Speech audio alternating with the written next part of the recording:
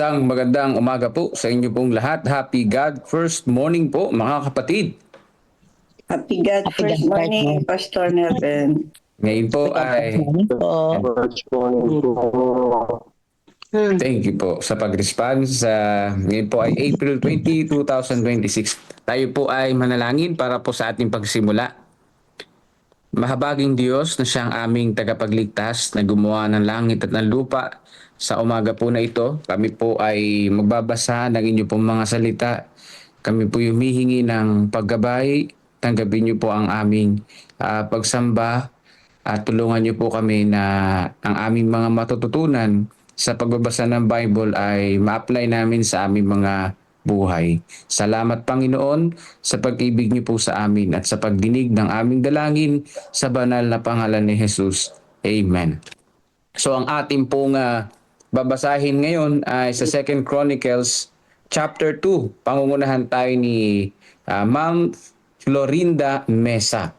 Yan. Good morning po, Ma'am Florinda Mesa. Ma'am Linda, good morning po. Happy God First Morning po. Atin na po siyang pakinggan. Good morning po sa ating lahat. Nagluloko po ang aking Zoom sa laptop. Kaya nag-cellphone na lang po muna ako. Naririnig po ba ako mga kapatid? Loud and clear, ma'am. Ay, amen po. Sige po. Tayo po ay magpapasimula po sa ating babasahing Biblia mula po sa 2 Chronicles 2. Ito po ay yung paghahanda sa pagpapatayo ng templo.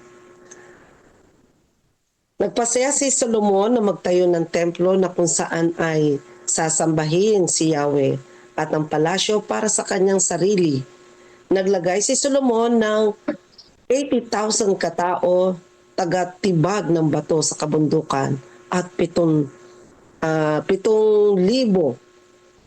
tagahakot at 3,600 na tagapamahala. Pagkatapos ay sumulot siya kay Haring Hiram ng Tiro na ganito ang sinasabi: kung papaano ninyo pinakitunguhan ng aking amang si David, ay pinadala ninyo ng mga kahoy ng cedar na ginamit niya sa pagpapatayo ng kanyang palasyo. Gayon din po sana gawin ninyo sa akin. Ngayon po'y magtatayo ako ng isang templo na kung saan ay sasambahin ng aking Diyos na si Yahweh. Magiging banal na lugar iyon para sa Kanya bilang dakong sinugan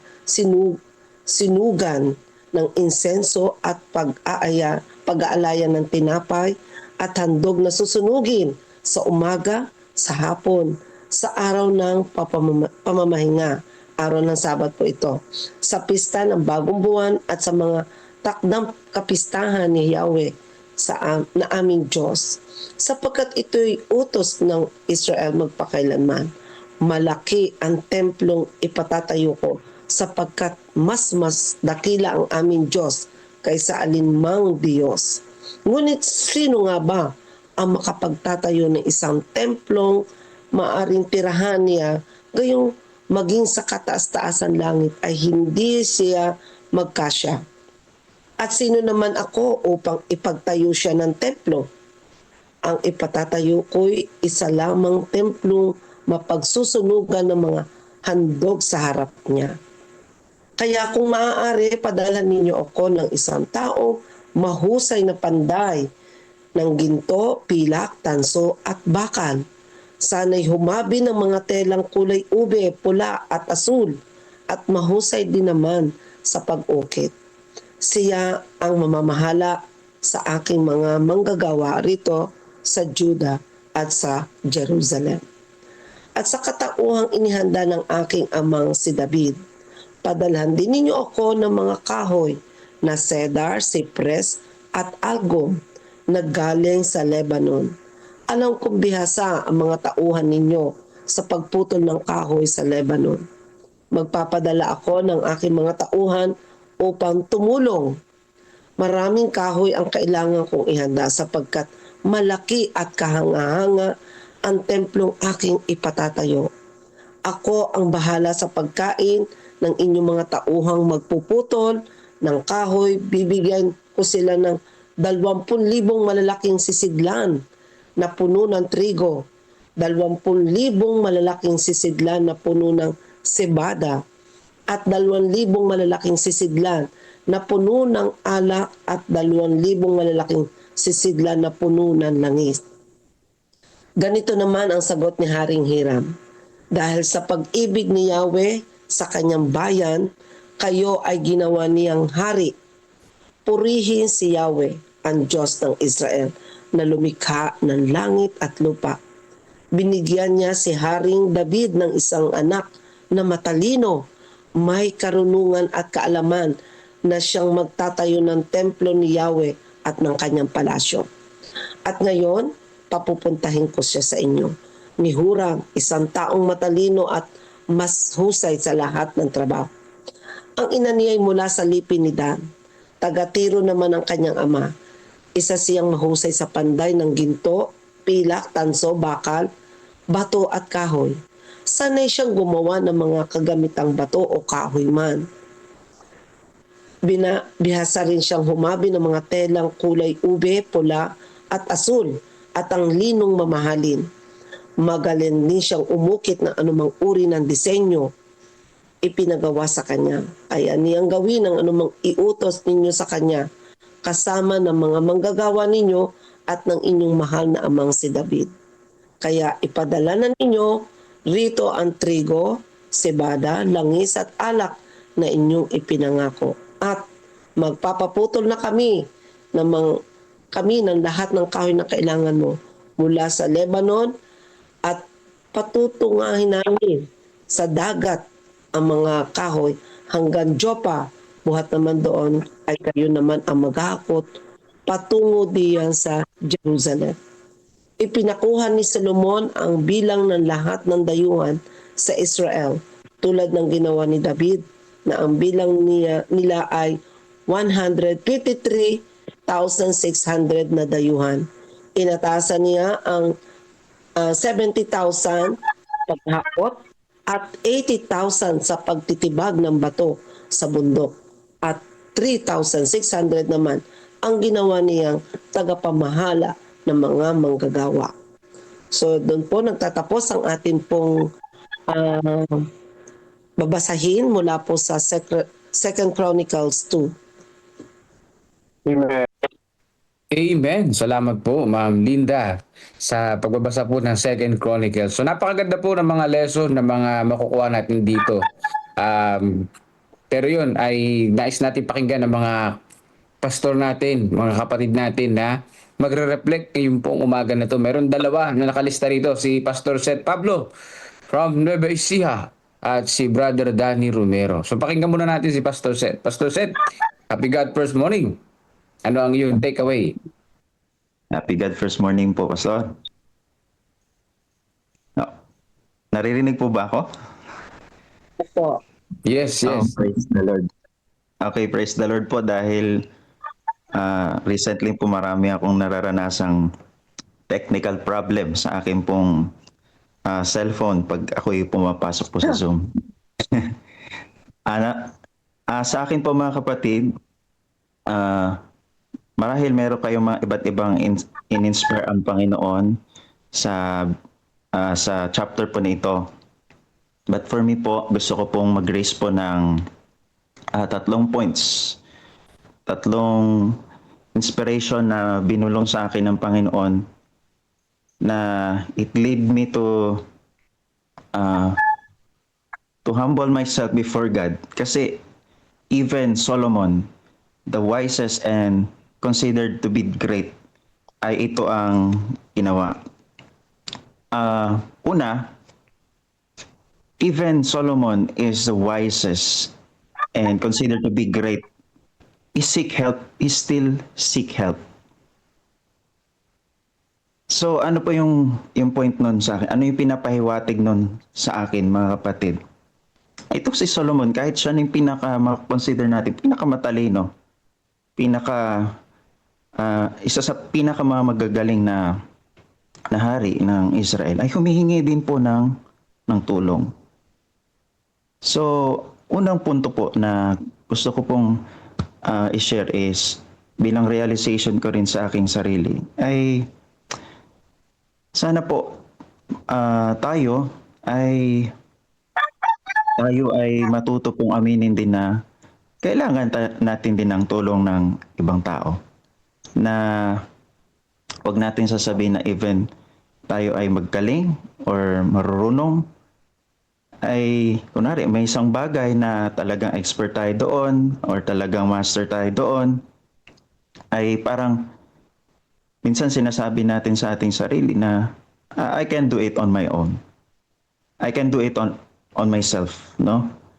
Pero dito, pinaparealize sa akin ng Panginoon na even Solomon, na consider ng pinakamatalino at magaling, ay humingi ng tulong. So he seek help. At according sa kwento, siya ay nakipagtulungan kay Hiram, no, sa hari ng Tyre. So yun yung unang punto, mga kapatid, na binubulong sa akin ng Panginoon at pinapaalala niya sa akin, at marahil ay magandang paalala rin po ito sa atin, mga kapatid, na kung ano man po yung mga expertise natin, ano man po ang mga bagay na magaling tayo, ay huwag nawa tayong magmagaling on our own, kundi tayo ay humingi pa rin ng tulong, makipagtulungan, or i-recognize pa rin natin na kailangan natin yung tulong ng kapwa. Pangalawa po, na pinaparealize po sa akin ng Panginoon dito, ay even Solomon on his wisdom at sa kanyang katanyagan, kanyang kagalingan, ay hindi niya po kinakalimutan balik pa rin ang pagkilala po sa Panginoon. Gusto ko pong basahin yung part po na verse, di ba po yung assignment niya na magtatayo siya ng temple at saka ng palace. Yung sinabi niya po dito sa verse, where's that? 6. Yun, in verse 6. But who is able to build him a house, since heaven, even highest heaven, cannot contain him? Who am I to build him a house, except a place to burn incense in worship before him? So, ano gusto po ipahiwatig nito sa akin? Even Solomon, the wisest, the great Solomon, ay inaalala niya pa rin na wala siya talaga may pagmamalaki before God. It led him to recognize who is God in his life. So parang ang pinapahiwatig nito sa akin, habang binabasa ko po siya, mga kapatid, ay kapag pala tayo ay tumataas, nadadagdagan ang kaalaman, ay talagang dapat the more pala tayong manliliit sa sarili natin. Pag tayo nilalagay sa mga matataas na posisyon, tumatalino tayo sa kaalaman, the more na tayo talagang nagiging humble. Kasi merong iba na the more na tumataas, the more na nadadagdagan ng kaalaman, nakakalimutan ang Panginoon, or ang worst scenario po, yung mga sobrang tumatalino po, ay napapalayo sa Panginoon dahil inisip nila mas parang, I'm not judging naman po, parang nawala na sa pananampalataya, mga kapatid, dahil sa sobrang talino, sobrang galing. Pero ito, inapaalala sa atin na even Solomon, in his wisest grandeur leadership, ay nakikilala niyang wala siyang may pagmamalaki sa Panginoon. At ibinibigay niya pa rin ang pagkilala sa Panginoon. Kahit itong project na gagawin niya ay talagang napaka-amazing, and there's a temptation na ibigay sa kanyang sarili yung credit, dahil pag nagawa ito ay pwede siyang purihin ng tao. Pero hindi, ibinabalik pa rin niya ang kapurihan, ang pagkilala sa Panginoon. And lastly, isang na-realize ko po dito ay yung sa bandang dulo, na si Solomon ay hindi lang siya nakikipag-collaborate sa mga tauhan niya sa loob ng Israel, kundi siya ay nakipagtulungan din sa mga foreigners. Kaya nga po nagkaroon ng census, doon sa bandang dulo. May census doon na inalam niya kung sino yung mga foreigners.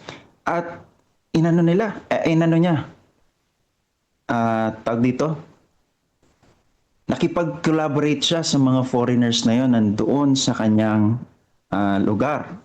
So nakita natin dito yung importansya ng pakikipag-collaborate sa ating po mga kapatid. Parang in advancing the mission of God. Maganda po pala itong halimbawa ni Solomon na ito, na tayo po ay nakikipag-collaborate sa mga sa labas. I mean, not just within the family members of Seventh-day Adventists, kundi tayo din po ay makipag-collaborate sa mga kaibigan nating mga hindi rin Adventist. Maganda po pala ito. Kaya isa sa naalala ko rito mga kapatid, yung ACS, no? Yung Adventist Community Services natin, na tayo nakipag-collaborate sa mga police, sa mga health workers sa governments, no? Maganda po pala ito mga kapatid na ginagawa natin, makipag-collaborate para ang mission, ang purpose ng Panginoon sa pagpapalaganap ng kanya pong salita ay talagang mas maganda, mas matching po natin mga kapatid, dahil tayo po ay nakikipag-isa, not just within the circle of Seventh-day Adventist family, kundi tayo rin ay nakikipag-collaborate sa iba. So yun, Pastor Nelvin, ito yung tatlong pinaparealize po sa akin ng Panginoon. At siguro doon ko na po tapusin. Marahil meron pa po tayong iba na mga reflection natin. I hope na ito po ay pagpapala po sa atin ngayong umagang ito. God first morning po sa ating lahat. Amen, Pastor Seth. Yan, napakaganda po ng reflection. So, yung humility ni Haring Solomon, yung na-highlight dito, at syempre yung papuri sa ating Panginoong Diyos. So, thank you po. Pakinggan naman po natin si Brother Danny Romero. Happy God first morning po. Nariyan po ba kayo? Brother Romero?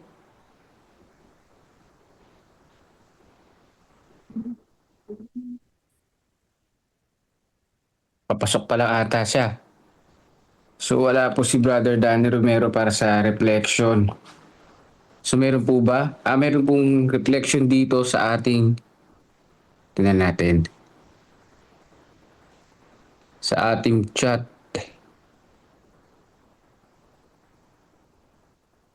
Si Brother Sunny, meron siyang chat po dito, no? Sa kabanatang ito ay na ang gawain para sa Diyos ay dapat paghandaan ng maayos. Kaya hindi minadali ni Solomon ang pagtatayo ng templo. Oo nga naman, ano. Siya ay nagplano, humingi ng tulong at naghanda ng materyales sa paglilingkod natin, ng materyales. So sa paglilingkod natin sa Diyos ay hindi basta-basta din. Nangangailangan ito ng maingat na paghahanda at pagpaplano. Mahalaga ang pakikipagtulungan. Nakipag-ugnayan si Solomon kay Haring Hiram, kaya nga pala Hiram, no?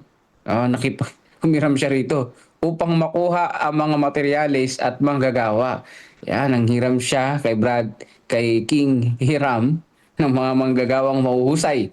Sa ating pong buhay, hindi natin kayang gawin ang lahat ng mag-isa. Oo nga naman. Gumagamit ang Diyos ng ibang tao upang maisakatuparan ang kanyang gawain. Ang Diyos ay higit sa anumang gusali o templo. Inamin ni Solomon na kahit ang langit ay hindi kayang maglaman sa Diyos. Ang Diyos ay hindi nakukulong sa simbahan. Siya ay dakila at higit sa lahat. Ang puso ng pagsamba ay higit sa panlabas na anyo. Ang templo ay lugar ng pagsamba. Ngunit ang tunay na layunin nito ay parangalan ng Diyos. Hindi sapat ang maganda o ganding simbahan kung wala namang tunay na pagsamba sa puso. Okay, salamat po, Brother Sunny. Nandiyan na po ba si Brother Danny Romero para po sa reflection? Wala pa. So, patuloy po tayong pagbabasa. Si Sister Maria Gina Rojas. Ang sabi niya po dito, Happy God First Morning po. Sa 2 Chronicles chapter 2, yung nangyari ay si Solomon ay naghanda ng pagtatayo ng templo ng Diyos, humingi ng tulong kay Hiram ng Tiro para sa kahoy at mga bihasang manggagawa. So yun po yung nangyari na nakita na binanggit na rin po kanina. Bakit? Dahil nais niyang tuparin ang pangako ng Diyos kay David na ang kanyang anak ang magtatayo ng templo. Maitayo ang templo ng maayos at magkaisa ang bayan sa gawain para sa Diyos. Yun ang dapat mangyari. So yung reflection ng gawain para sa Diyos ay nangangailangan ng tamang plano, kooperasyon at puso na nakatuon sa pagsamba. So yung response, maglaan ng talento at yaman para sa Diyos. Matutong makipagtulungan sa iba at gawing sentro ng buhay ang pagsampa. So salamat po. So dyan po sa ating FB Live, baka meron pong comment.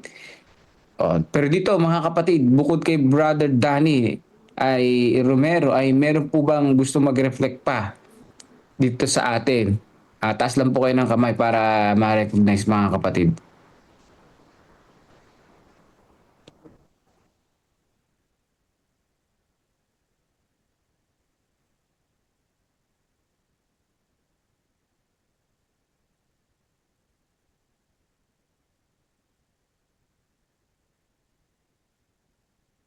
So wala na po tayo wala na po mag-reflect. So at atin na pong tatapusin ito kung wala na po mag-reflect. So sa ating pong binasa sa 2 Chronicles ay nang una makikita natin dito na yung pagtatayo ng templo ay hindi para itaas yung pangalan ni Haring Solomon. No, hindi para itaas yung kanyang pangalan, kundi para parangalan ang Panginoong Diyos. So bilang isang mananampalataya, wag nating gamitin ang gawain ng Panginoong Diyos para makilala lang tayo, no? Wag nating gamitin ang gawain ng Panginoon para lang magpasikat. No, si Haring Solomon, mga kapatid, ay gumawa sa gawain ng Panginoon hindi para itaas ang pangalan niya, kundi para itaas ang Panginoong Diyos. At yung templo na pinagawa, mga kapatid, ay para sa pagsamba, no? Para sa pagsamba sa ating Panginoon. So every day, no, nag-aalay sila doon ng tupa at syempre yung panggili ng araw ng Sabat. Yung templo ay mayroong misyon. So yung activities yung pinagawang templo, mga kapatid, ay hindi basta pinagawa lang na templo, kundi yun ay mayroong misyon. So kung i-apply natin ito sa ating po mga buhay, sa mga ministry natin, sa church, kung tayo ay magpapa-activities, kinakailangan ay kaakibat nito ay misyon. Dahil kung ang activity lang ng church ay walang misyon, ay hindi yun para sa Panginoong Diyos. Yun ay activity lang talaga. Kinakailangan na kapag meron tayong programa sa church, kaakibat nun ay pagmimisyon at syempre ay naitataas ang pangalan ng ating Panginoong Diyos. So, bigyan na pa rin natin ng pagkakataon si Brother Danny kung meron pa, kung nandyan pa siya. Kung nandyan na siya. Wala na. So, tayo po ay manalangin na pangunahan tayo ni Ma'am Linda Mesa sa closing prayer.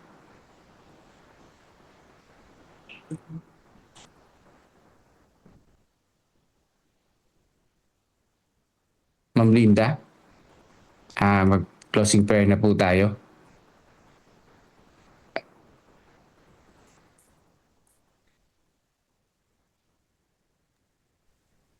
Sir, ako na lang po. Okay, sige. Parang nawala ata si Ma'am Linda. Wala yata si ma'am. Sige po Oo. tayo Sige. Let's pray. Panginoong Banal, salamat po sa inyong mga salita na pinagsaluhan po namin sa umaga pong ito. Tawa po lahat ng nabigkas ng aming labi na pakinggan. Ito naway maging katanggap-tanggap na papuri sa inyo pong harapan. At higit sa lahat, maghatid ng inspirasyon, iba yung kalakasan ng pananampalataya para sa aming lahat na umattend po sa God First Morning po na ito. Inyo nawang patuloy kaming samahan, basbasan sa pagpapatuloy namin sa susunod na bahagi ng aming pong pananambahan. Salamat po sa pagdinig niyo po sa panalangin namin. Ito po ay pinadalangin namin sa matamis sa pangalan ng aming Panginoon Jesus. Amen. Amen. Hi, thank you po. Hi, ito nakabalik si Ma'am Linda. Thank you po Ma'am Linda rin at Pastor Seth sa prayer. So ating pong pakinggan na panoorin na yung ating church history. Yan, kabisado natin pero atin po itong pakinggan na. At mamaya po tayo ay makakapakinig ng pagbabasa at reflection sa Jesus Wins ni Brother Aldrin Buyo. Thank you po. Ating church history.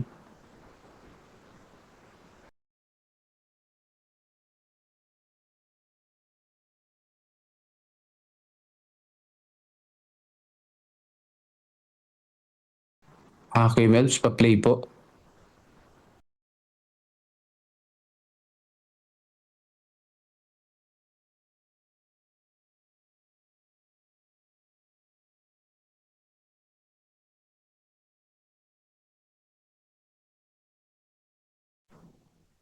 Sino po yung magpi-play nung yung ating church history po? Pastor, may karamdaman si Brother Melvin. Ay, Kuya Melvs. sama katawan. Ganun din si Brother Edmond. Di ko lang alam kung sino po ang nag-take over na technical. Okay. So, habang hinihintay natin, nandiyan na ba si Brother Aldrin Buyo?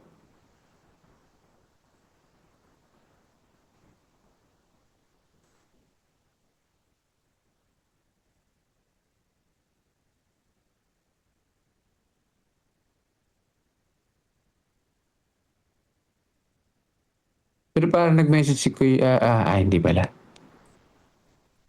Si Brother Aldrin wala po. So tayo po ay diretso na po tayo magbasa ng Jesus Wins. Ayan, so sino po mag-volunteer na magbasa nitong ating devotional ngayon pong umaga? Thank you po in advance. Ating po Jesus Wins. Pero baka nandiyan si Brother Aldrin. Brother Aldrin?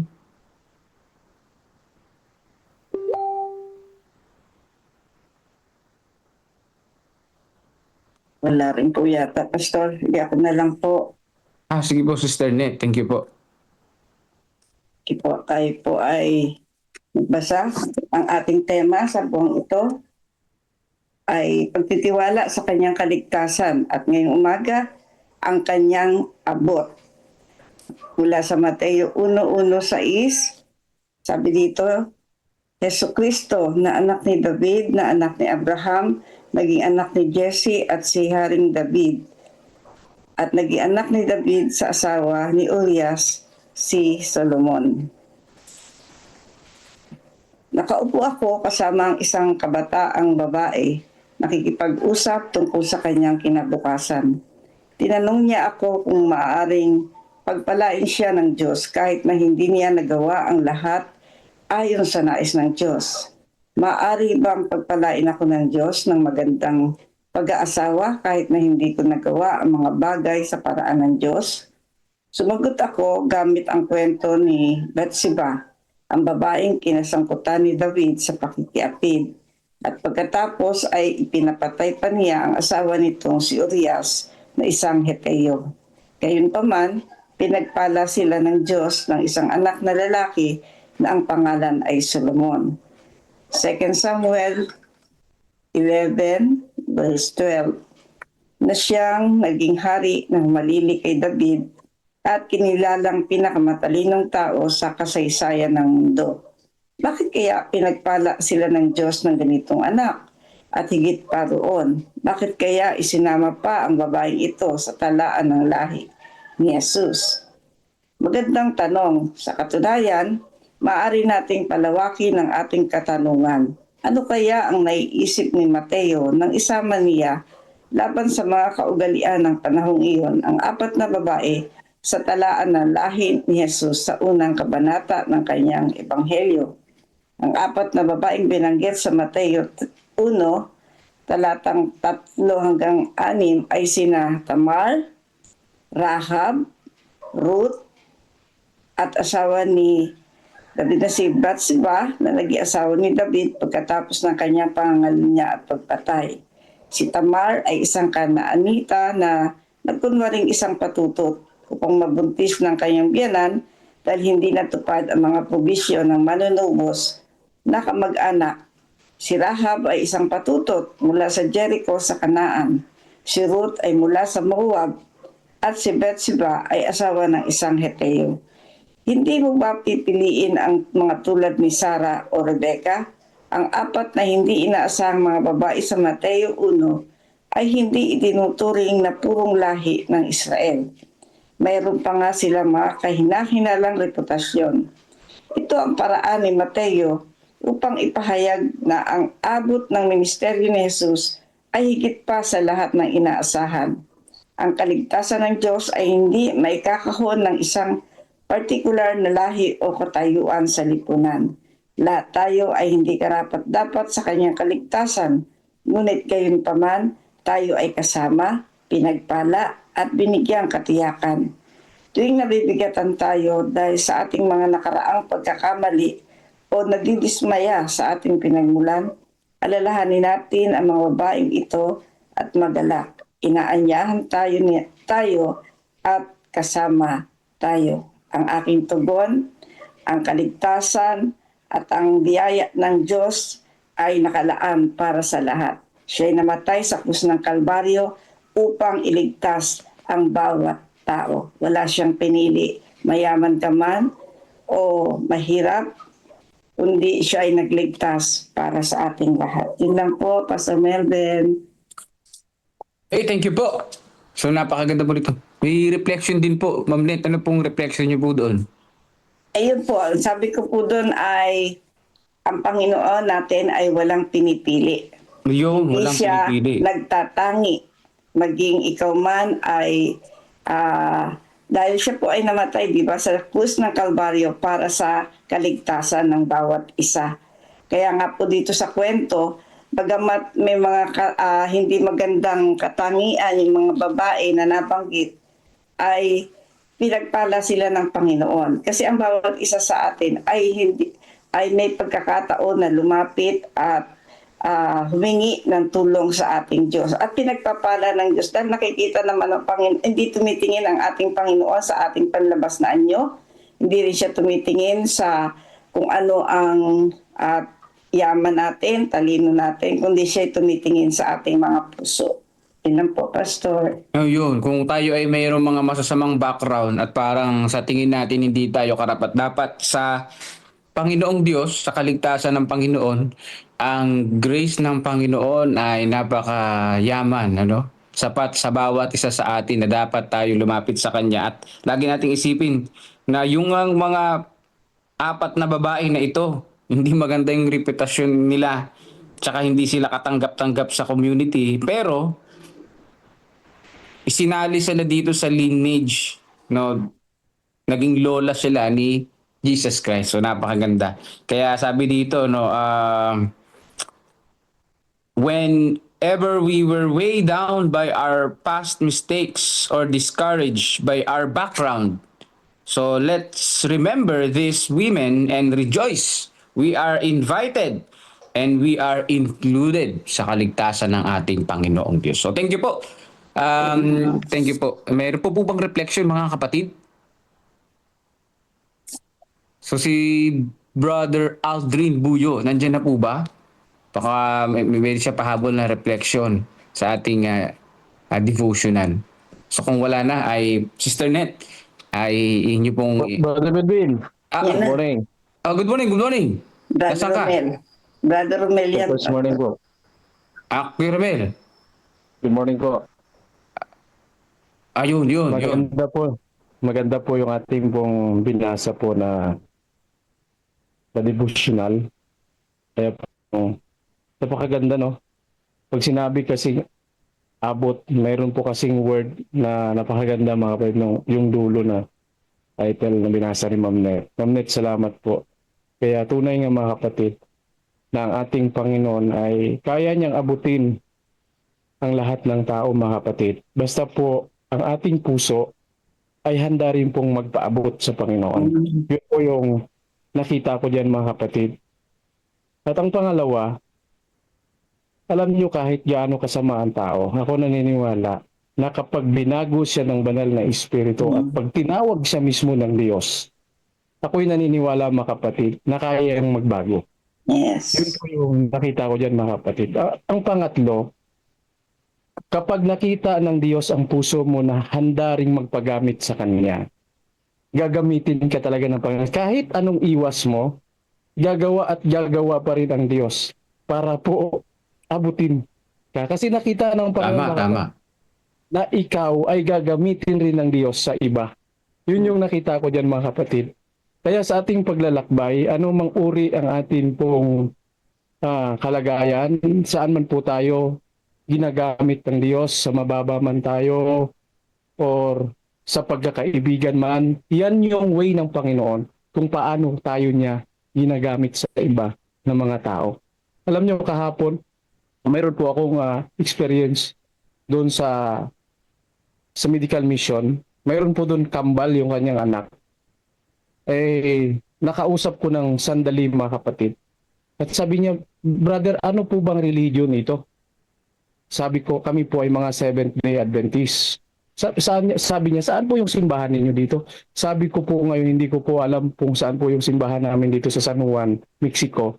Pero ang amin po maging headquarters po ay malapit po dito sa inyo. Sabi niya, saan po yung brother? Sabi ko, dito po sa Magalang Road. Yung nakita niyo po yung bagong subdivision dyan. Ang sabi niya, opo, alam ko po yun. Sabi ko, dyan po itatayo ang headquarters po namin balang araw. Sabi niya, sana po makapagsamba ako balang araw sa inyong simbahan. Sila po mag-asawa, kaya po, mga kapatid, pinag-pray ko sila kahapon ng sumandali. Nakita ko, mga kapatid, na iba-ibang way ng Panginoon kung paano tayo mag-reach ng kaluluwa. Kaya ang topic na ito, ngayong umaga, mga kapatid, nagpapaalala sa atin na huwag nating ikahiya na abutin din ng ibang mga tao. Sino man po yan, alam ng Diyos ang puso ni natin, mga kapatid. At alam din ng Diyos yung puso nila na sila din po ay maging kabilang doon sa kawan ng Diyos. Kaya, mga kapatid, hold on tayo sa ating pong pananampalataya dahil ang gusto ng Diyos, ating pong lahat mapabalitaan ng lahat ng taong nakapaligid sa atin. Saan man tayong dako, gamitin natin ang anong mayroon tayo kasi nakita ng Diyos na ang puso natin handang maglingkod sa lahat ng tao. Yan lamang po at happy morning po. Thank you po, Brother Romel. Yan. Meron pa po ba, mga kapatid? Reflection. Thank you po. Para Kaya, pa si Pastor Jerry. Pastor Jerry? Ano kaya? Hindi na po. Okay na po. Salamat po. Okay na po, oo. Si Sister Berhinita Panganiban. Yan, nagtaas po siya ng kamay. Hello po, happy God first morning po. Happy God first morning po. Am I audible po?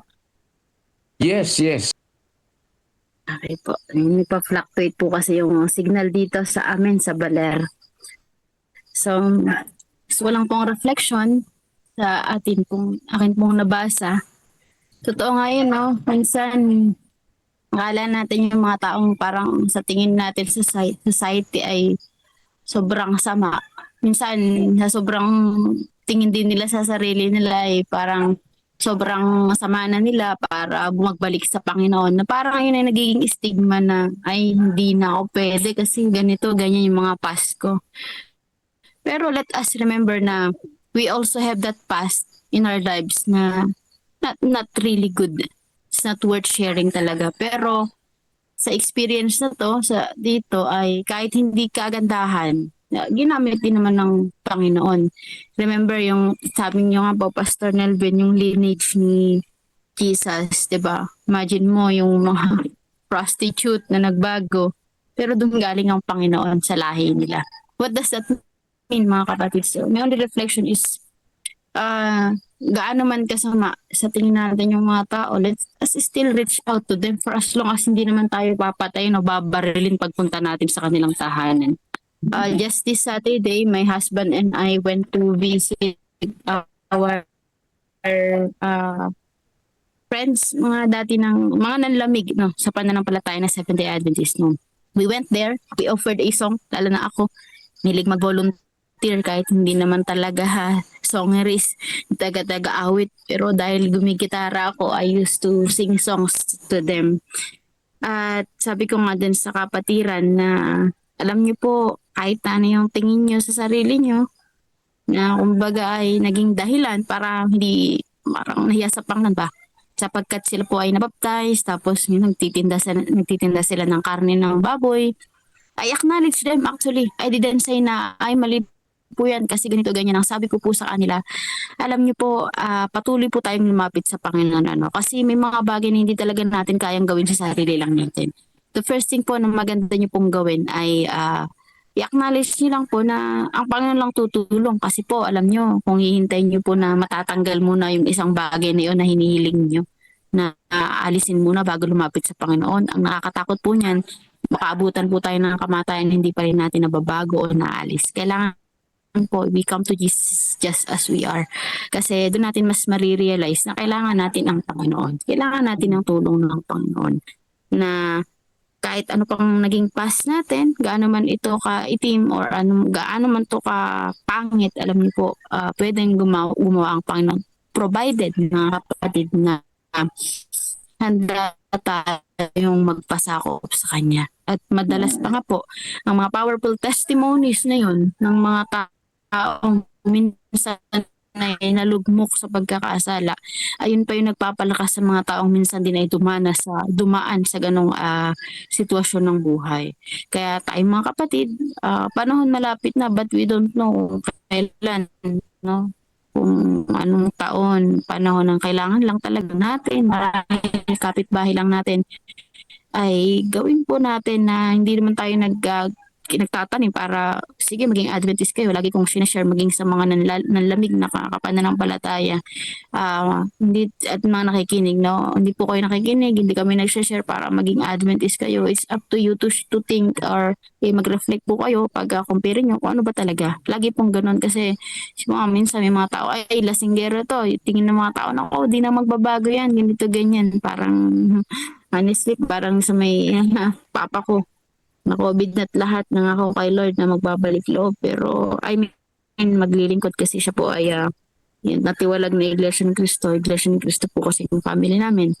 Pero nung niligtas naman ng Panginoon ganun pa rin. But I never lose hope na I hope na whatever gaano man katindi yung pagkakamali ay ma-realize ang pangailangan ng Panginoon. So tayo mga kapatid yun lang po to end this. Ang ating kailangan ay patuloy tayong lumapit sa mga tao regardless kung ano yung mga naging background nila. Kasi for I know, mahal din sila ng Panginoon. At tayo, bilang lingkod ng Diyos, yun ang ating gagawin, mailapit sila sa paanan ng Panginoon. Happy God first morning po. Amen. Thank you po, Sister Virgie. Meron pa po ba mga kapatid? Pastor Jerry. Bigyan natin ng time si Pastor Jemuel. Maganda yung discuss niya ngayon. Okay, sige po. Sige po, thank you po. So tayo po ay mag-closing prayer na. Sister Net? Sige po, tayo po ay manalangin. Linet, pakisama na sa prayer si Pastor Jemuel siya. Opo.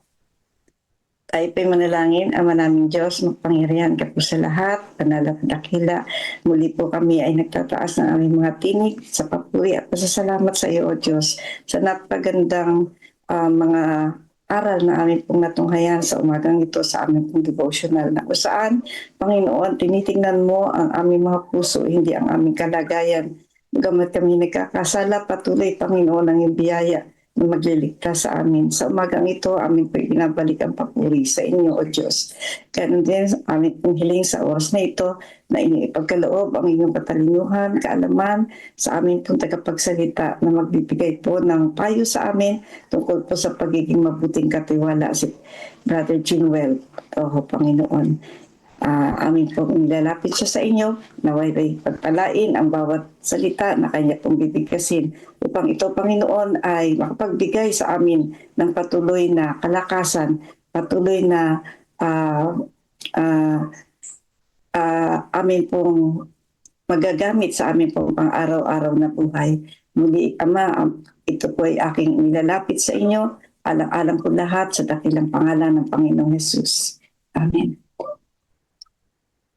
Amen. sa tamang panahon at may seryosong layunin.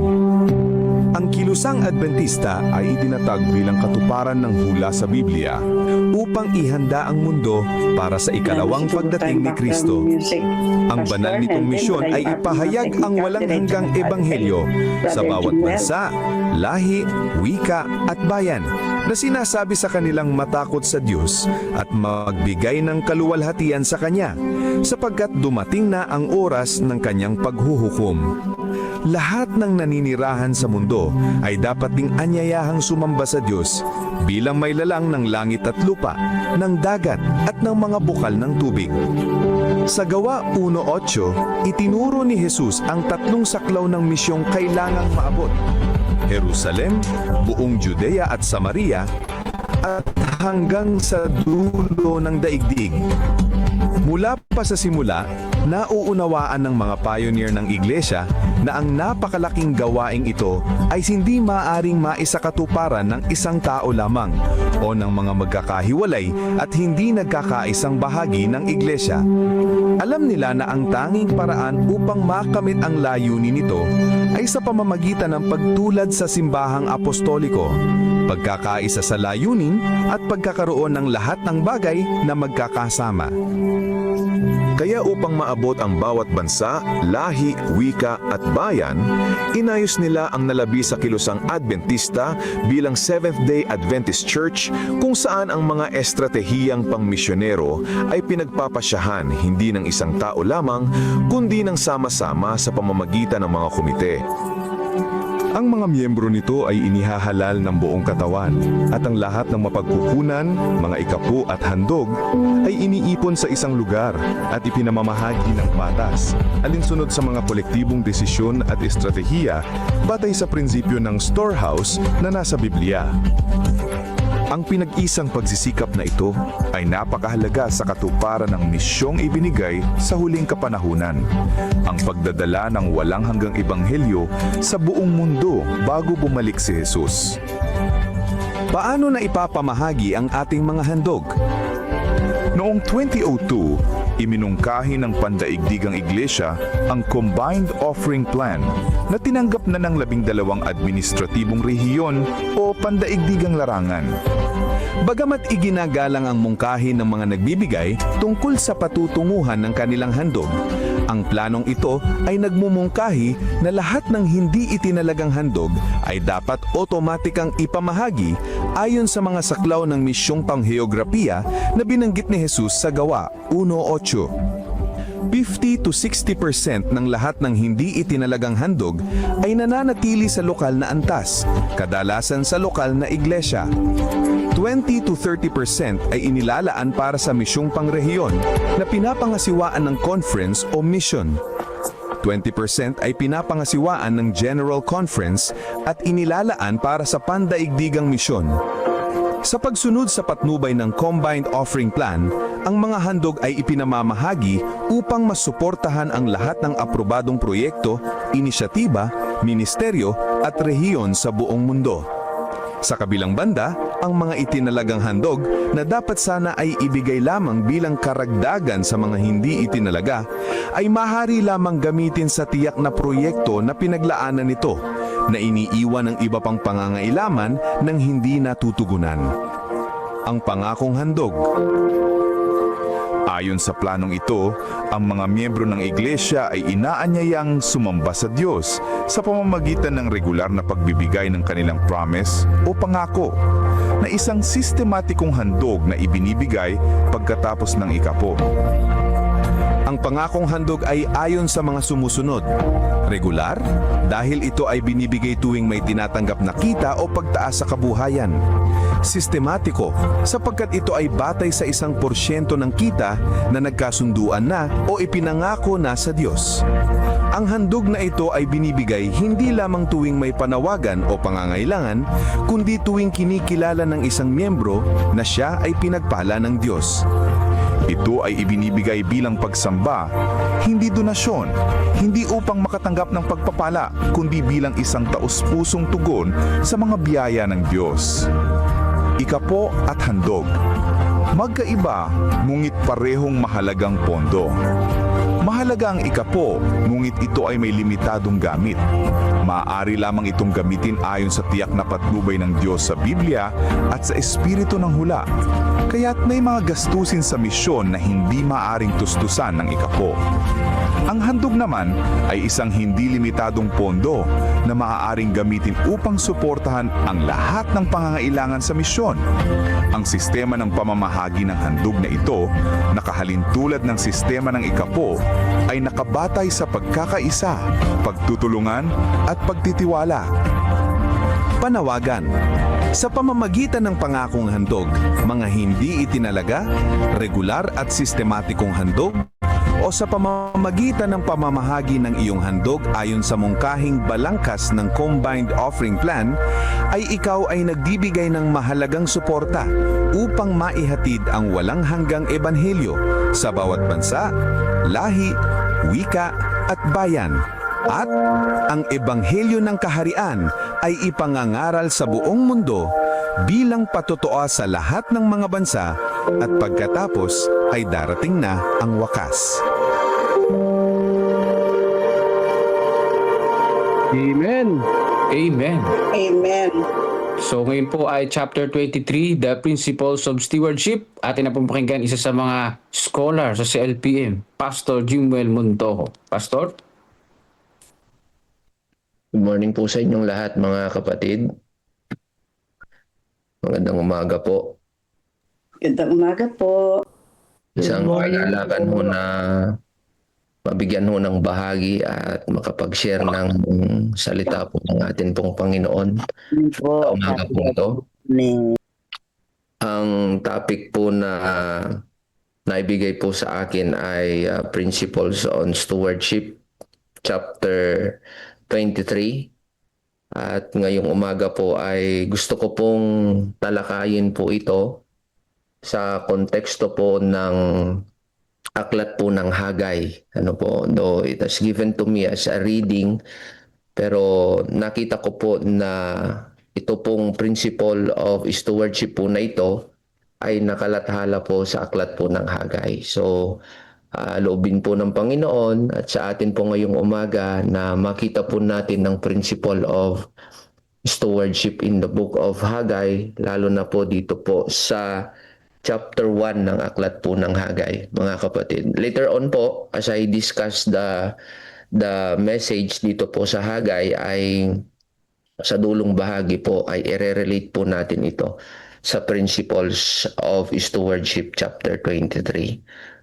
Ang aklat po ng Hagay ay ipinapakilala niya ho na ang Panginoon ho ay may panawagan po sa kanya pong mga anak na bumalik po sila sa Jerusalem after po ng 70 years na pagkasakop po nila sa Babylon. So there was a call to go back to Jerusalem after the captivity, to rebuild the wall, to rebuild the temple, and to rebuild the people, mga kapatid. So ang bayan ho ng Diyos ay tuwan-tuwa po sila na lumabas at bumalik po sa kanila pong tahanan upang muli po itong itatag. Sabi nga ho ay there's no place like home.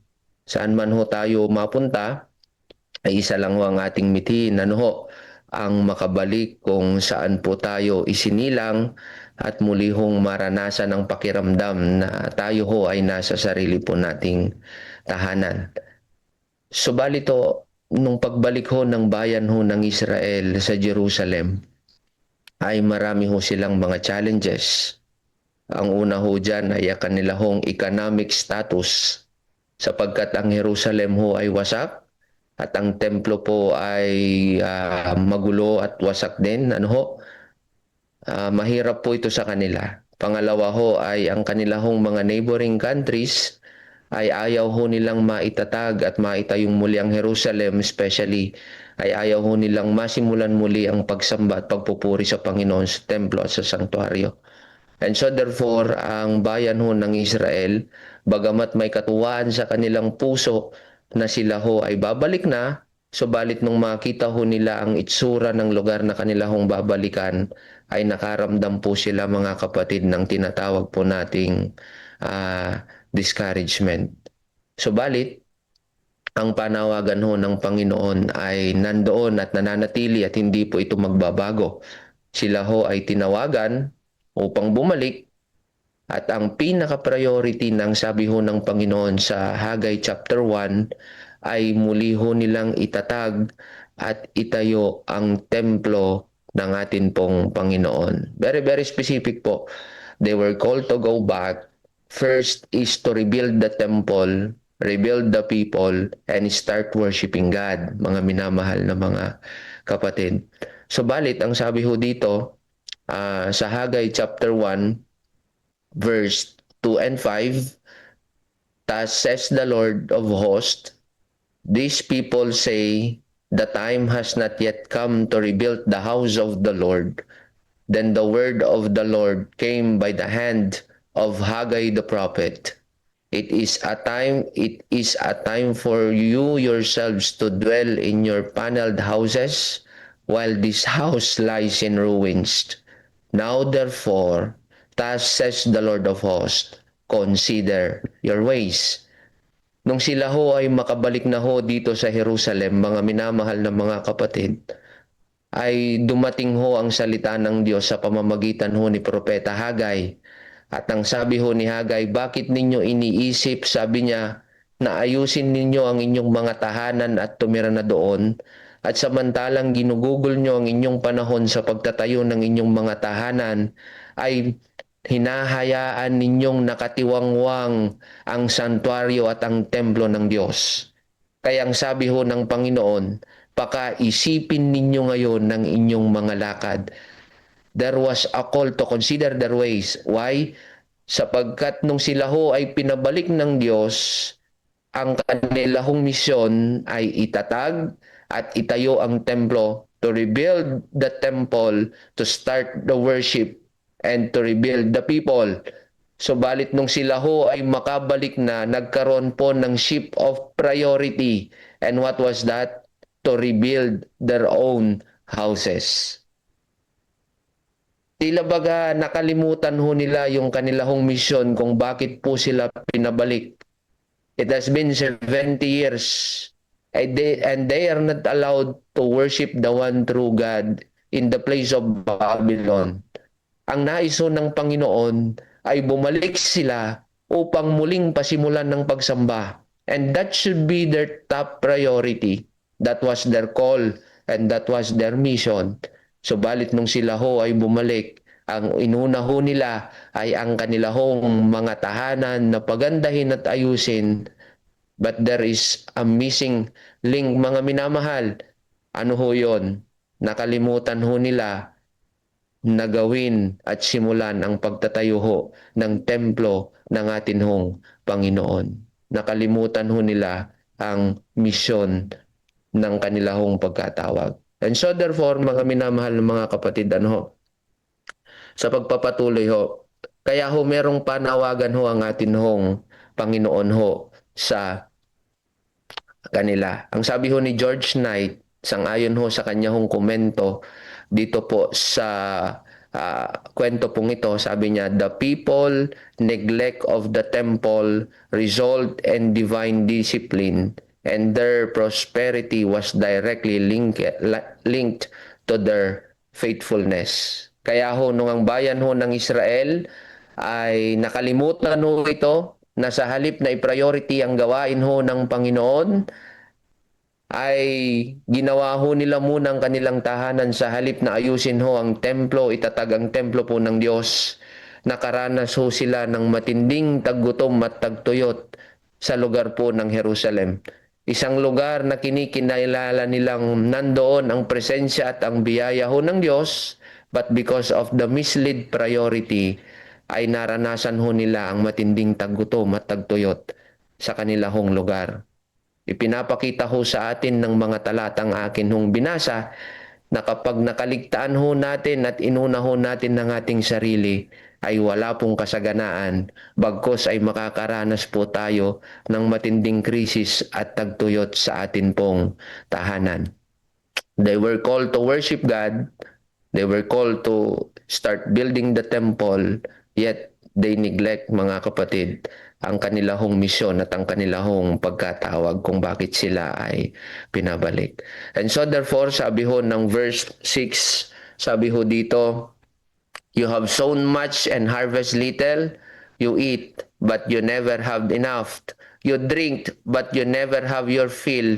You clothe yourself, but no one is warm. And he who earn wages does so and put them into the bag with holes. Sabi niya, kayo'y nagtatrabaho. Sabi niya, subalit nauubos lang ito nang hindi nyo namamalayan. Kumakain kayo, subalit kayo hindi nabubusog. Ang sabi niya, nagdadamit nga kayo, sabi niya, ng maayos, subalit, sabi ho ng Panginoon, nakakaranas pa rin kayo, sabi niya, ng taglamig o kalamigan sa inyong mga katawan. Why? Because when we neglect God's priorities, even our own goals fails. Bandang huli mga kapatid, sabi po ni Ellen White sa Prophets and Kings page 576, the desire to escape poverty has led you to neglect the temple, but this neglect has brought upon you what which you have feared. Ang sabi ho niya sa wikang Tagalog, natatakot kayo'y maghirap at makaranas, sabi niya, ng kagutuman, subalit sapagkat inuna niyong itayo ang inyong mga tahanan, ang bagay na inyong kinakatakutan ay nangyari nga ngayon at ito ngayon ay inyong nararanasan. Because neglecting God doesn't secure safety, it invites loss. Ano ho ang kinalaman po nito mga minamahal na mga kapatid sa atin hong reading o sa chapter 23 ng stewardship? Ang sabi ho dito, ang chapter na ito ay tinuturuan tayo. It teaches us that everything we have comes from God, and we are only His stewards, managers of all His resources. Anumang bagay na meron ho tayo ay hindi po sa atin, at tayo ho'y binigyan lang ng Diyos ng pribilehyo na ito ho'y ating i-manage ng meron pong katapatan. God is not pleased when we use His blessing selfishly or fail to return what is belongs to Him. True stewardship reflects gratitude. Ang tamang o ang totoong pagiging katiwala, una ho ay dapat merong pusong mapagpasalamat po sa Panginoon. Ang ating sitwasyon po sa buhay ay hindi po magiging excuse upang tayo po ay magbahagi, magbigay, at maging involved sa gawain ho ng ating Panginoon. I would like to share my personal testimony, my personal experience, mga kapatid. Last December, everything is going fine. We're just waiting to the year to come to an end, mga kapatid, and we will have the celebration with our family. Mahal na Pangulo, hinihintay ko yung ating Christmas party noon. May mga games, but unfortunately, out of nowhere, kami po ay nakaranas po ng matinding challenge po sa aming pamilya. My youngest, Lucille, who is 4-year-old, was diagnosed of leukemia, ALL, acute lymphoblastic leukemia. And then, talagang napakabigat po ng amin pong mundo. Hindi ko ho matanggap. I just don't know. When I look around, it's very dark. Napakadilim. At wala akong ibang magawa kundi ho umiyak sa Panginoon. But you know, the Lord has been gracious. The Lord has been good. Sa panahon ng pagsubok ay mabigat at madilim. At kahit kami po ay nasaan, ang Diyos po ay nandun. And then, nung ako po ay makabalik na po sa distrito by January, mga kapatid. First Sabbath ng January, that was December 13 hanggang New Year, first Sabbath ng January. Bumalik po ako sa district sapagkat namimiss ko po ang distrito. And we start making plans. Isa ho sa plano po namin, ang Central Pampangawan ho ay, ang amin hong direksyon talaga ay sumuporta sa gawain ng Panginoon sa pamamagitan po ng pagtatayo ho ng mga iglesia o ng church planting. And so nagkaroon ho ng panukala ang amin hong mga kapatid, ang leader ng amin pong distrito, na bumili ho ng lupa ho sa San Juan. Mahal na Pangulo, meron ho tayong lupa po sa San Juan. Ito ho ay Pulutongo, anak po ng Mexico Church. So ang mga leader ho ay nagkaroon ho ng pagbibigay o pledges para po makabili ho ng lupa. And then, ako ho ay nag-pledge. Actually, ang pledge ko pong ito ay nasabi ko na po last December pa na hindi pa po nadadiagnose ang aking anak sa kanya pong leukemia. And then it came to pass, mga kapatid, ay kailangan ho ng very urgent ang pangangailangan. And ang pledge ko po na ito, hindi ho siya ganun kalaki, pero masakit na po siya sa bulsa. I mean, sa situation ho namin, talagang ito ho ay mabigat na. And then, kinausap ko po si Mrs. Sabi ko, Mami, kailangan nating ibigay ang ating pledge. Kailangan nating ibigay ang perang ito para sa Panginoon kasi kailangang masecure yung lupa at ito ay pagtatayuan ng ating church doon sa San Juan. At so we both agree na ibigay ito despite of our situation. Alam niyo po mga kapatid, nung ito po ay iabot ko po doon sa elder, ang sabi niya, Pastor, wag mo na munang ibigay, alam namin ang iyong pangangailangan. Ang sabi niya, at alam kong mas kailangan ito, mas urgent yan sa iyo ngayon kaysa itong ating proyekto. Ang sabi ko po sa kanila, and modesty aside, hindi po sa pag-aangat ng sarili ko nating bangko. Ang sabi ko, ito pong akin nung ibibigay ay hindi ko ho pledge po sa inyo, kundi ito po ay pangako ko po sa ating Panginoon. At ang akin pong isip ay hindi po mapakali hanggat ito pong aking ipinangako po sa Panginoon ay hindi ko po ibibigay. Ang sabi ho ng kapatid pastor, sabi niya ay medyo malaki itong pledge mo. Sabi ko, di bali ho, alam ko ho na yan ho ay papalitan ho ng Panginoon at kami po ay hindi niya po pagkukulangin. So to make the story short, I give my pledge. Ang pledge ko po ay installment po dapat. It should be a monthly basis. Subalit ito ho ay ginawa ko hong isa hong bagsakan.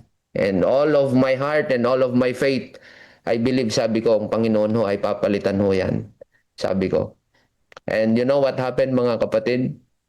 Out of nowhere, may mga tao hong very generous po sa amin at ang ilan ho sa kanila hindi ho namin kilala.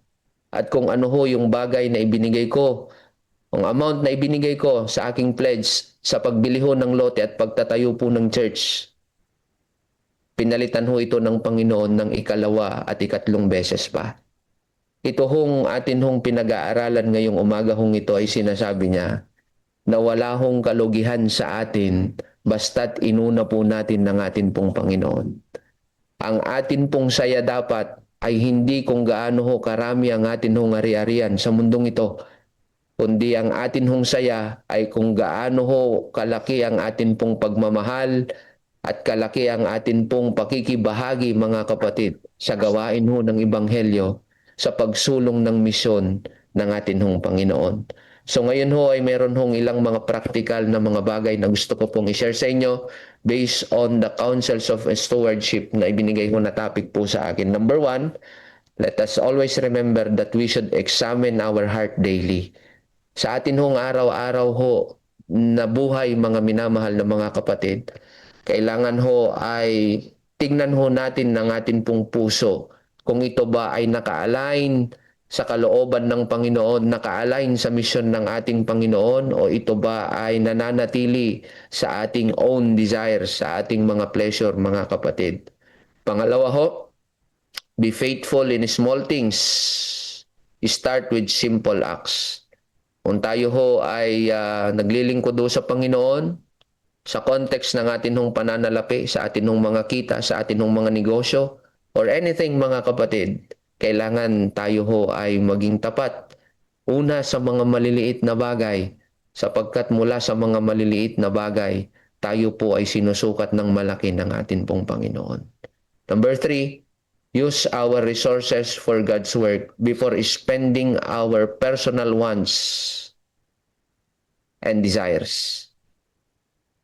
Lagi ho nating iisipin mga kapatid, na unahing ibigay ang para po sa Panginoon.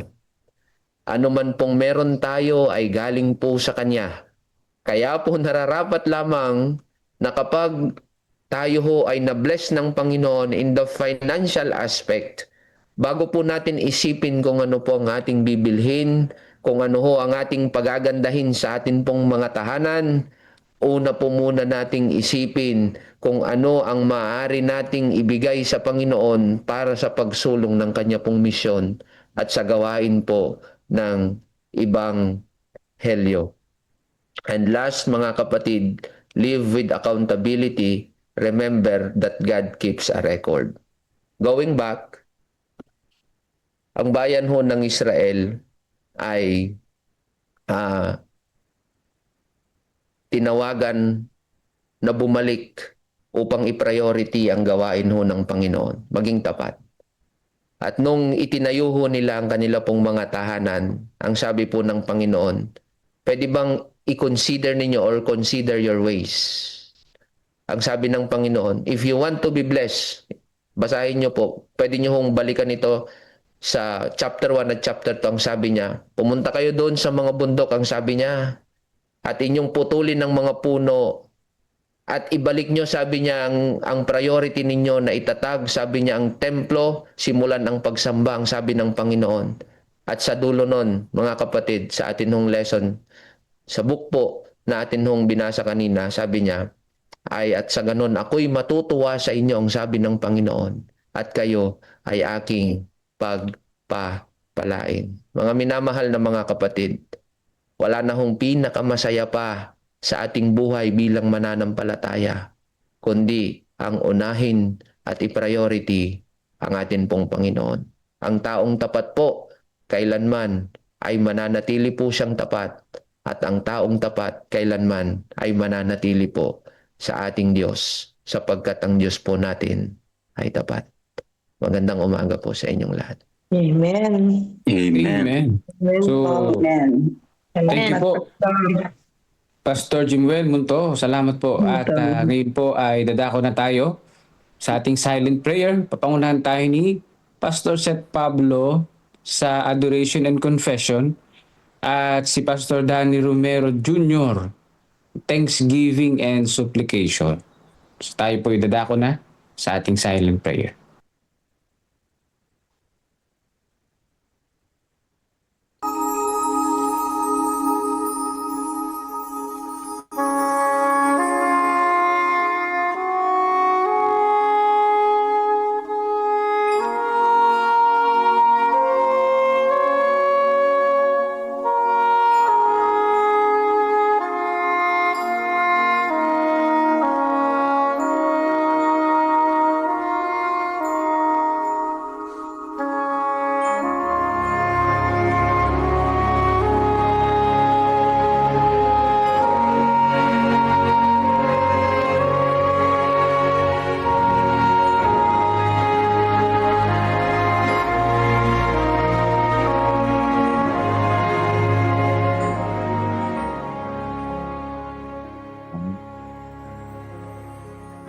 Sa isang napagandang umagang ito, narito po muli ang inyong pong bayan. Nais naming pailanlan diyan sa kalangitan ang aming pong taos-pusong papuri, pasasalamat sa inyo pong karapat-dapat na pangalan. Kayo po ang dahil kung bakit nandito kaming muli sa araw. Taglay ang buhay, kalakasan, kalusugan, at sinasahod ang hindi mabilang mga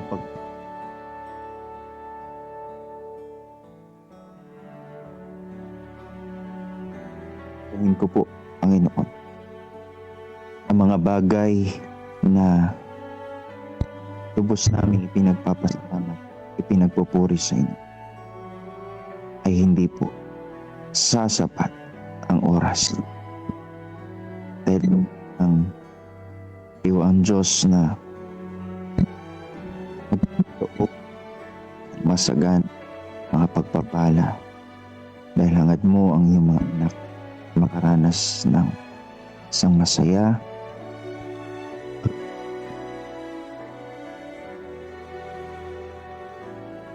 pinupuri ka po namin sa umagang ito. Inaamin din namin na dapat ka. Huwag niyo po puso na tao, dilim, na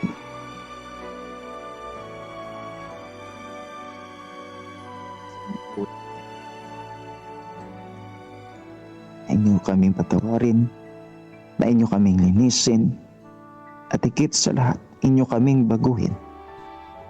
Bigyan kami ng kalakot ng mga kanina papadapas amin po ang mga kasalanang papalayo sa iyong banal na kalooban. Ito po ay amin pong maiwanan ng tuluyan. Di namin ito kaya sa aming sarili.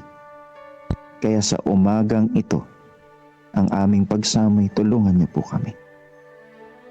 Nawa po, kami po'y magkaroon ng pagtatagumpay sa mga kasalanan ito.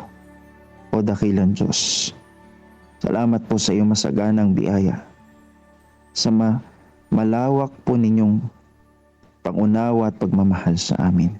Salamat sa kasiguraduhan. Kami po inyong papatawa sa lahat po ng mga kasalanan.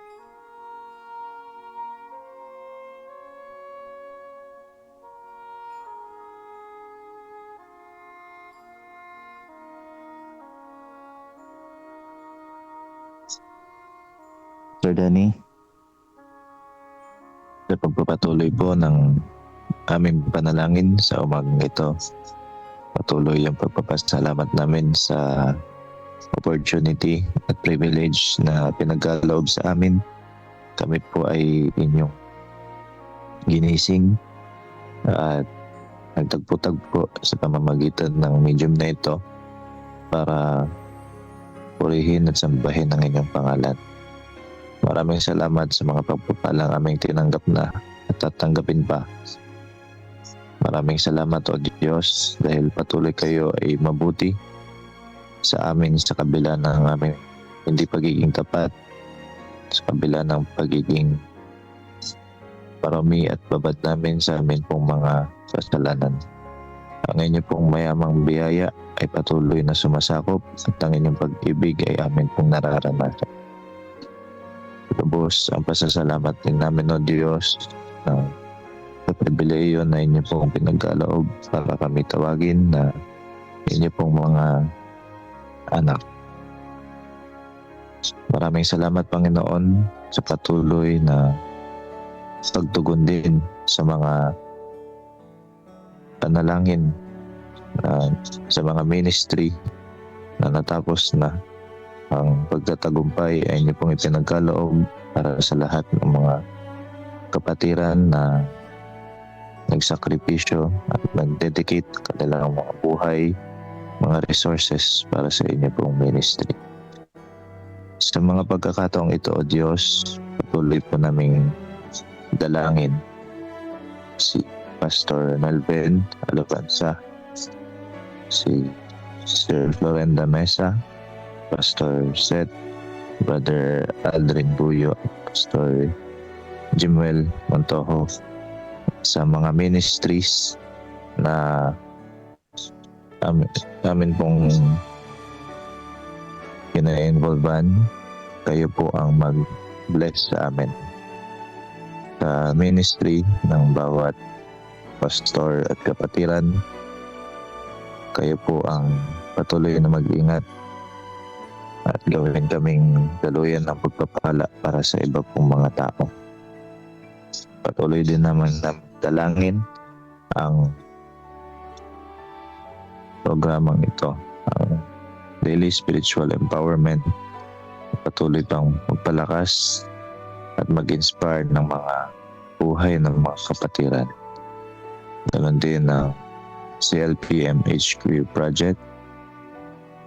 Ang bawat pamilya na nag-commit, Panginoon, ay patuloy niyong i-bless at matuloy ang kanilang commitment para sa headquarters project ng aming misyon. Ganon din naman o Diyos, ang tagumpay at paghahanda para sa second CLPM Mission-wide Camp Meeting ay ipagkaloob o Diyos sa lahat ng facilitators at participants. Lahat po ay mapaganda at hindi magkulang sa lahat ng mga pangangailangan. Ganon din ang workshop ng Sabbath School and Personal Ministries sa May 23 sa lugar po ng Klaa. Patuloy din naming dalangin ang mga mangangaral sa iba't ibang mga lugar sa North Bulacan 2, Women's Ministries Jail Evangelism, ang pangangaral sa Barangay Matiktik, Saragay, Bulacan, ganon din naman sa Guyong, Santa Maria, Bulacan, sa Umpukan, sa Paradise Tree, San Jose del Monte, Bulacan, at patuloy na ground preparation ng Barangay Burgos, San Leonardo, Nueva Ecija, sa Mambog, Hermosa, na pinangungunahan ng Talimundok Church, at Barangay Wenceslao, Maria Aurora Province. Ang mga pangangaral na ito, O Diyos, ay magbukas nawa at ihanda ang mga puso ng mga taong maaabot. Ihanda sila, Panginoon, sa pagpasok ng mabuting balita sa kanila pong mga tahanan, sa kanila pong buhay. Tanggapin nila pagpapala ng pagtanggap sa inyo bilang kanila pong personal na tagapagligtas. Ganon din ang medical mission sa UPIG San Ildefonso. Kayo po ang mag-guide sa lahat ng mga magiging facilitators. Kanila pong mapaglingkuran na maayos ang community na kanila pong aabutin. Makita nila ang liwanag na nanggagaling sa inyo. Nang sa ganun, Panginoon, ay kayo ang siyang maitaas higit pa sa kahit na sino na siyang naging involved sa mga gawaing ito. Ganon din ang Vacation Bible Experience sa lahat ng mga churches na nasakop na misyon na nagpapatuloy sa mga oras na ito. Ang mga curious na mga kaisipan ng mga bata ay matouch nawa ng Holy Spirit na makita nila, O Diyos, ang kagandahan at ministry ng Panginoon para sa kanila. Patuloy din naming dalangin, O Diyos, sa mga oras na ito, ang patuloy na healing ang ipagkaloob po sa mga sumusunod na mga pangalan. Kayo ang magkaloob, O Diyos, na comfort na kanila pong kailangan at gaano man kalala ang kanila pong mga karamdaman. Narito, Panginoon, si Marlene Quebete, Brother Danilo Esguera, Lucia Dino, Maloni Indoctivo, Elijah Manalus, Manuel Siquete, Alejandro Aragon, Nia Rodriguez, Jerry De La Cruz, Sky Tiglao, Ella Tiglao, Melody Tiglao, Marical Tiglao, James Cabanting, Lily Silverio, Sister Cedes, ganon din si Arlene Rigor at si Atanya. O Diyos, kayo ang nakakaalam ng lahat ng kanila pong pinagdaraanan. Kaya amin pong tinatagubilin na sa inyo ang pagtugon sa kanilang mga petition at mga panalangin sa inyo. dinggin o Diyos ang panalangin ng buong misyon na ito. Hindi mapwede, Panginoon, na ang pananampalataya ng bawat isa ay maaari ninyong kunin na kami, Panginoon, ay makaipon lang ng pananampalataya na gaya ng butil ng mustasa, na gaya ng inyong ipinangako. Ang bawat isa ay kayang utusan ng mga bundok na lumipat sa dagat. Yung mga panalangin namin na ito, O Diyos, ay maaari niyo pong tugunan. Isinusuko namin sa inyo ang amin pong mga maliliit pananampalataya, sapagkat naniniwala kami na kayo lang ang pwedeng gumawa ng dakila sa bagay na ito. Kinikilala namin ang inyo pong kalooban. Bigyan kami ng pagtitiis at pagtsatsaga sa panahon namin pong inihintay ang pagtugon ninyo sa amin pong mga panalangin. Huwag kaming maging mainipin, O Diyos, at patuloy naming ituko sa inyo ang amin pong mga panukala. Ang inyo pong kalooban pa rin ang siyang matupad, kabila ng amin pong mga paghiling sa inyo pong trono sa mga pagkakataong ito. Maraming salamat, O Diyos, sa pangako na patuloy ninyong diringgin ang aming mga panalangin. Ito po ang aming sinasama at tinihiling sa matamis lang ng ngalan ng aming Panginoong Jesus. Amen. Amen. Amen. Amen. Ating project video, headquarters.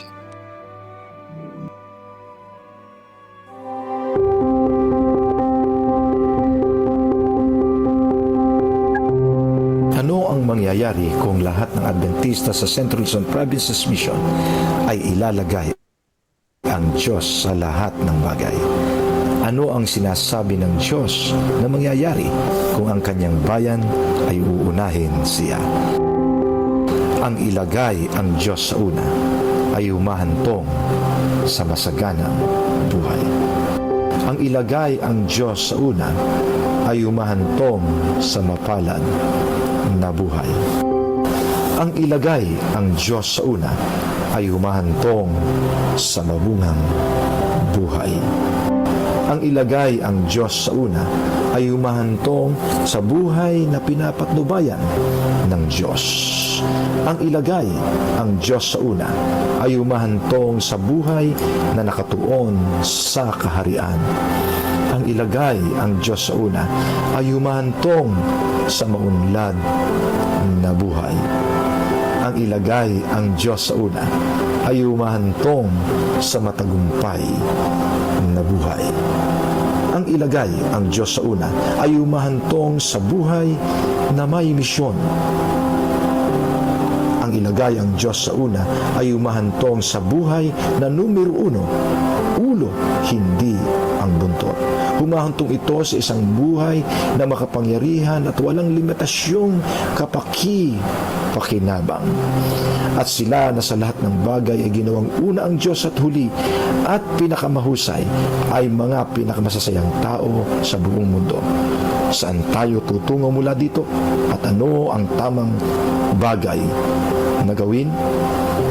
Sa pamamagitan ng biyaya ni Jesus, ating ilagay ang Diyos sa una sa lahat ng bagay. At saka magbigay ng inspirasyon at turuan ng iba na gawin ang katulad nito. God First Living is all about biblical, holistic, and faithful stewardship.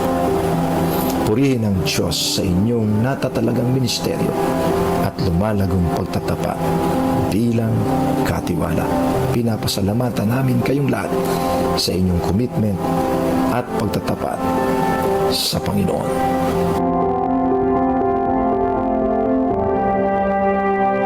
Amen. Amen. Closing song po.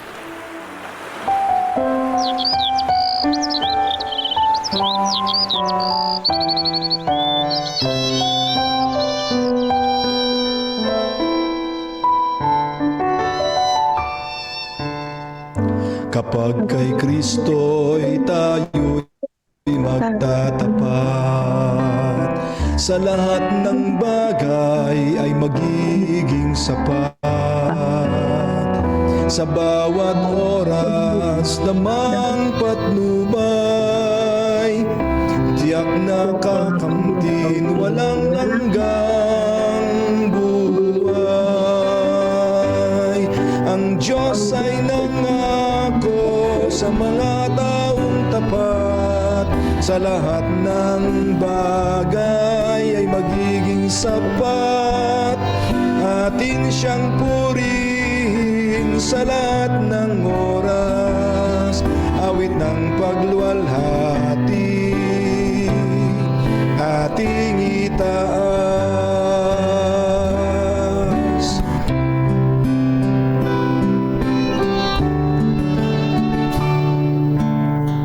Si Kristo ang ating gawing Panginoon, puso't isip sa Kanya ituon. Hikapot, handog, talento at dunong, misyon sa gawain ng ito'y sumulong.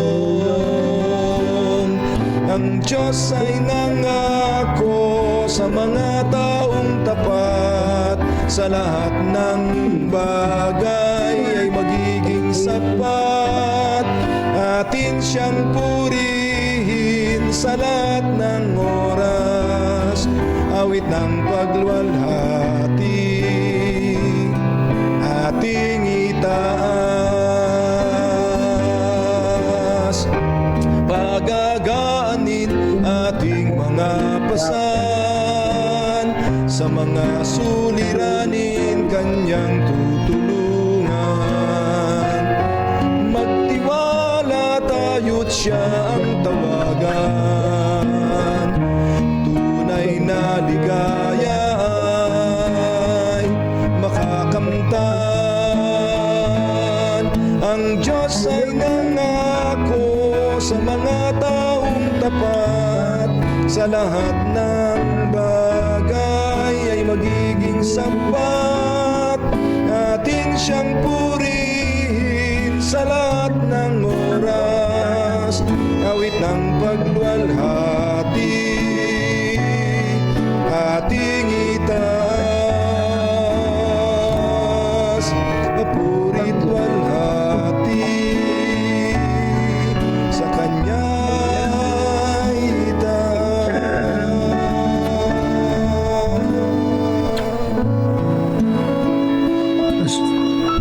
Pastor JM. Tayo po ay manalangin. Mga pangyarihan po namin Diyos sa mga banal, sa oras pong ito, ibinabalik po namin ang papuri at pasasalamat po sa inyo pong kabutihan at kagandahang loob mo Diyos. Salamat po sa buhay at kalakasan, sa kapahingahan po sa buong magdamag. At sa bagong umaga pong ito na naidagdag sa amin pong mga buhay. Sa oras pong ito, Panginoon, salamat at muli po ninyong ipinakita po sa amin ang kahalagahan po ng pagtatapat at kung papaanong kayo ay nararapat po naming unahin, itaguyod, ipagmalasakit at patuloy na kalingain ng Diyos ang amin pong pagmimisyon at ang gawain po ng Ebanghelyo. Sa umaga pong ito, Panginoon, kami po ay nagtatalagang muli ng amin pong sarili po sa inyo. At amin pong hinihiling, Panginoon, na tulungan po ninyo kami na patuloy na kayo po ay pagmasdan. Ang amin pong buhay ay mabago at ang amin pong puso, O Diyos, ay lalo pong mailubog pa sa inyo pong masaganang biyaya. Kaya sa mga sandaling ito, Panginoon, kami po ay patuloy na nagkukumit ng aming sarili po sa inyo. At dalangin din po namin na sa buong maghapon pong ito ay maranasan po namin ang inyo pong masaganang pagliligtas at kami po ay makapanatili sa inyo pong banal na presensya. Ito po ang aming dalangin sa pangalan ni Jesus. Amen. Amen. Amen. Amen. Maraming salamat po. Amen. At yun na po. Amen. Amen po. Good morning. Good morning po. Amen. Amen. Yung ating CLPM vision statement.